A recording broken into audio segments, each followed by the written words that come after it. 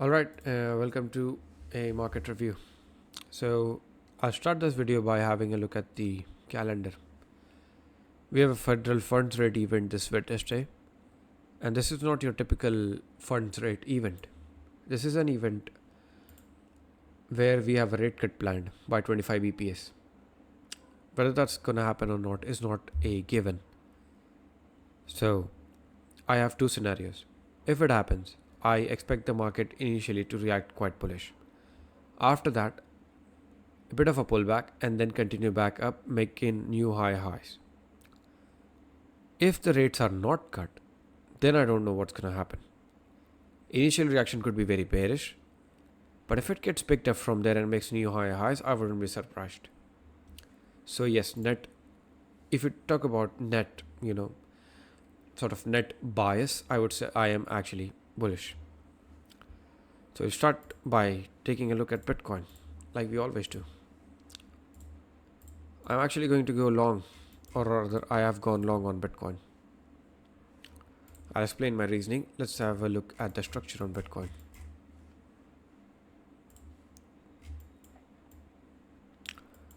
There it is. So this is a flush that took pretty much everyone out, right? Market puts in a low, starts to bounce, ranges for a bit, and then breaks market structure. Then it goes back down all the way. This is where it had convinced everybody that the market has put in a low. Think about the psychology of a trader. He's not buying there because he's scared off of that drop. Right? He's not buying in this range. But once that range breaks, it builds confidence. And that confidence is then shattered by the market going all the way down to the lows. What was again very interesting about that down move is that it took out this low. Now don't ask me why this low is important. It is very important to me when it comes to price action. Takes that low out, breaks the market structure on the daily. That is my signal to go long. That's a long to me. To me, that's the market just, grabbing liquidity from the depths. People in here thought it has put in a low. In there, they thought it's put in a low. In there, they thought it's put in a low. The ones that finally got convinced after this break were all flushed out. And a lot of people down there as well. And then the market revisits these lows, breaks the market structure. I think that's bullish. What will invalidate me? Any move down there to this wick is going to invalidate me.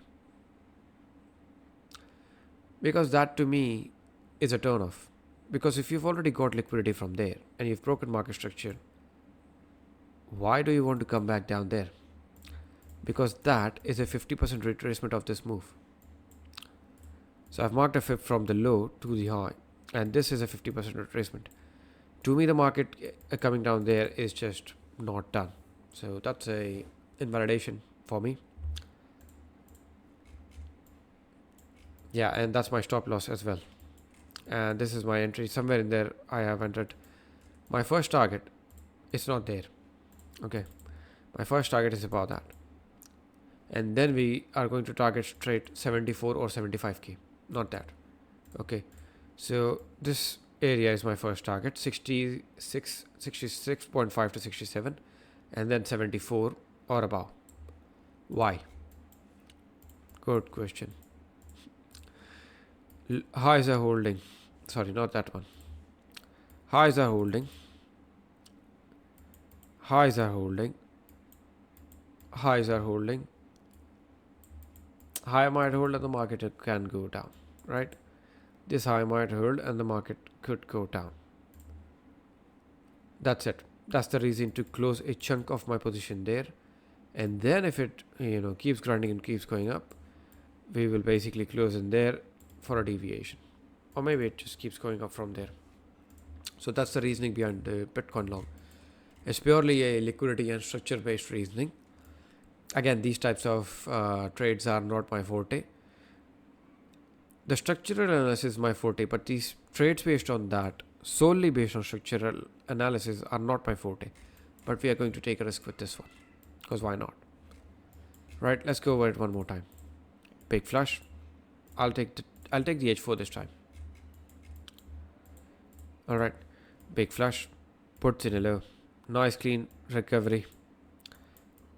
That break convinces everyone that that was a low in. What happens after that? Market starts to grind back down. People assume that that was a rejection. What happens? Market visits the steps, takes out this low as well, breaks the market structure, breaks the market structure, breaks the market structure. This is it. That somewhere there's a weekly open. Any pull down there or in there should be it, and the market should go back up. Where the market should not go back down is below this low or at that low. That's my invalidation. First target, second target. That's it. That's the Bitcoin trade. That is how it looks like with the PNL tool. First target, second target. Okay. Ethereum. I see nothing on Ethereum. In fact, it is bearish to me. This kind of pattern, where the market just keeps on submitting to the highs that form, it just results in the market going back down. So that is not good for my Bitcoin trade. So I would hope that opposite of that happens. But Ethereum is actually indeed quite bearish to me. I don't really like Ethereum. AUD USD. Looking like it's going to reverse. Bounced off of key level, recovered above key pivot, but it is into these highs. If you look at the fibs, there they are. So if you look at the fibs, we've already planned a trade. So we have a clean break and hold above the last week's high. Any pullback in there or in this area is a buy.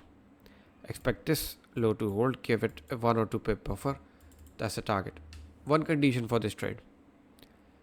If the trade gets filled and doesn't hit target before Wednesday 11:30 IST, close the trade. If the orders do not get filled before 11:30 PM IST Wednesday, cancel the orders.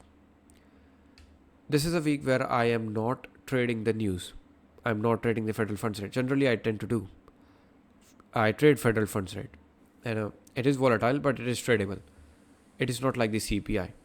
But this federal funds rate event, I am not actually trading it because it is not about the volatility that's going to kick in. It's the unknown.